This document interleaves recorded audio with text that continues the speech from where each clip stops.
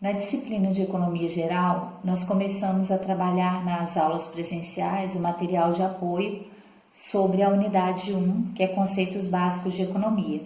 Então, nós trabalhamos a questão da definição da economia, o dilema da economia que se tem das necessidades ilimitadas versus os recursos produtivos que são escassos. A partir daí, nós vimos também a questão dos recursos produtivos, a matéria-prima, o capital, a tecnologia, os fatores de produção que geram outros produtos, que produzem outros produtos. Esses fatores de produção eles são escassos porque eles têm que ser remunerados. E a partir daí impõe então um custo. Então não são disponíveis livremente na sociedade, eles têm que ser combinados de forma produtiva para elevar ao máximo a produção. Então essa forma produtiva e também eficiente dos fatores de produção que impõe esse dilema das necessidades ilimitadas, dos fatores produtivos, dos fatores de produção serem escassos. E a partir daí nós falamos também da tríade dos problemas econômicos básicos. O que uma sociedade vai produzir, o quanto ela vai produzir, para quem ela vai produzir. Então, em que ela deve investir? Investir em educação, em tecnologia. São as questões que a economia se depara.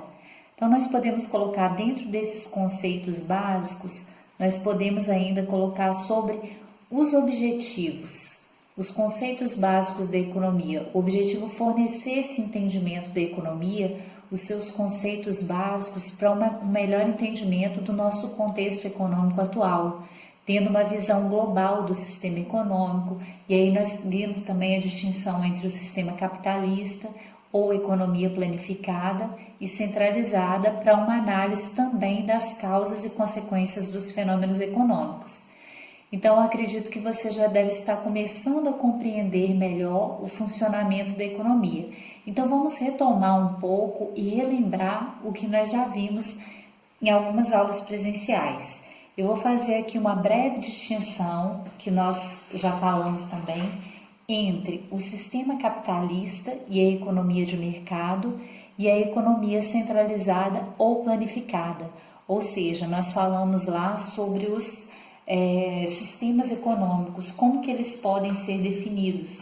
Então, quando se trata de uma economia de mercado ou economia capitalista, o que nós falamos para relembrar? Nós falamos a questão do lucro. Então, o que produzir, como produzir, para quem produzir, quem vai ditar essas normas é o lucro. Já numa economia centralizada ou planificada, não é o lucro que vai ser o fator que vai direcionar a produção. Mas esse sistema também de uma economia planificada ou centralizada, nós questionamos, ela é a melhor forma de organização de uma sociedade? Ela resolve todos os problemas realmente? Então, nós vimos que no sistema capitalista, o lucro ele é predominante, porque nós temos a propriedade privada dos meios de produção, é regido pelas forças de mercado.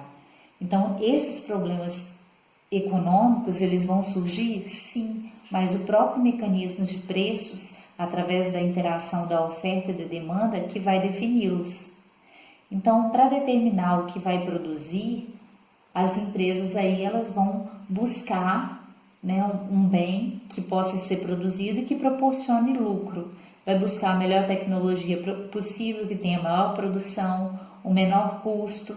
Já uma sociedade, uma economia considerada centralizada ou planificada, o que nós podemos observar? O sistema socialista, né, ou essa economia, os problemas econômicos básicos, os problemas básicos, o que produzir, como produzir, para quem produzir, eles vão ser determinados pelos órgãos planejadores centrais. Não é o sistema de preço que vai ditar o que vai ser produzido.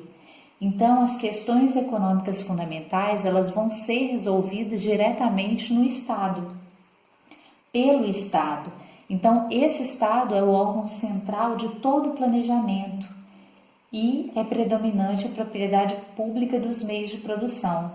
A China, por exemplo, ela é denominada como um contexto de socialismo de mercado, com transição e consequências que nós sabemos para o contexto atual de uma economia de mercado. Então, essa diferença, essa discrepância no nível de renda também que é ocasionado. Então, no planejamento da sociedade socialista, do sistema socialista, economia planificada ou centralizada, a característica é que primeiro se faz um inventário, quais são as necessidades humanas a serem atendidas, quais são os recursos, as técnicas que se tem disponível, e a partir daí faz uma seleção das necessidades. Então fixam as metas em termos de quantidade que vão ser produzidas, são as chamadas metas produção-consumo.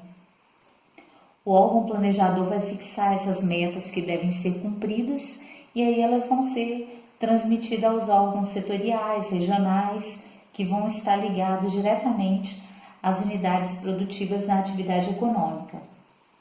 Então, dentro dessas questões, nós podemos colocar que o sistema de preço ele não vai funcionar, no caso, como mecanismo orientador para esse sistema socialista ou economia centralizada ou planificada.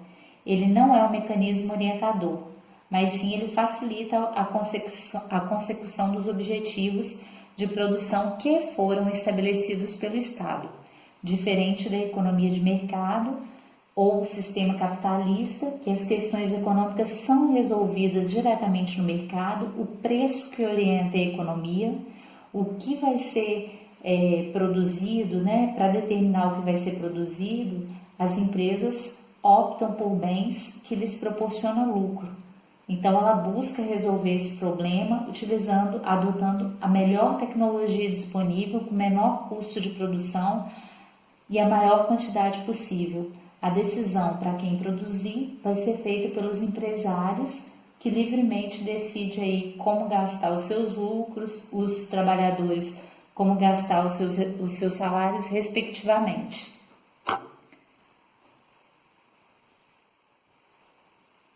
Então, a partir daí, nós podemos também observar os conceitos introdutórios que faz parte das considerações gerais de economia.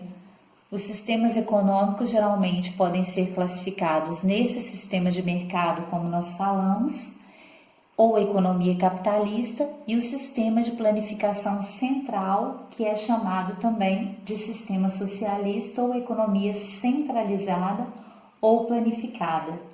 Então, nesse contexto, nós temos as distinções básicas entre os dois sistemas econômicos.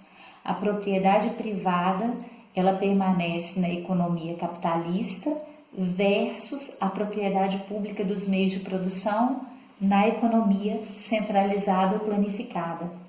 O sistema de preços na economia de mercado leva uma maior eficiência no uso dos recursos escassos e, consequentemente, na organização da produção. O controle do sistema de preços das economias centralizadas tenta produzir maior justiça social na distribuição da produção, mas isso não quer dizer também que se depara como o melhor sistema econômico a ser adotado. Então, modernamente, parece que até essa função ela não está, ela está se desempenhando. Ela não está se desempenhando muito bem, porque é muito pouco que se pretende distribuir de forma equitativamente se nós formos observar. Então, atualmente, a grande maioria dos sistemas econômicos ela tem essa característica de ser um sistema econômico misto para quem está na economia centralizada ou planificada, né? Onde acaba que você tem tanto o mercado como o Estado, eles acabam desempenhando um papel fundamental na economia. Por quê? Porque mesmo no sistema capitalista ou economia de mercado, nós observamos aí, principalmente no contexto atual, que existem muitas falhas. A mão invisível, que era utilizada como uma teoria antigamente, ela falha em muitas situações, principalmente em questões econômicas, questões de distribuição de renda, prosperidade econômica, segurança, saúde, segurança alimentar.